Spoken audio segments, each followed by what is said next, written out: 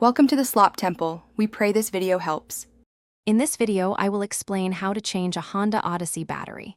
First, gather your essential tools.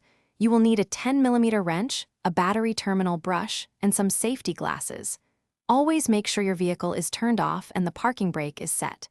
The battery is usually located under the hood, so open it up and find it. Remember to wear your safety gear to protect your eyes and hands.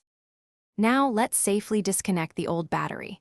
It is crucial to always disconnect the negative terminal first. This prevents any accidental electrical shorts. Use your 10mm wrench to loosen the nut, then remove the black cable.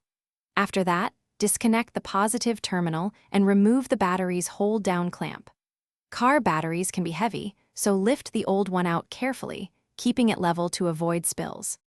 With the old battery out, it's time to install the new one. First, take a moment to clean the battery tray and the cable terminals to ensure good contact.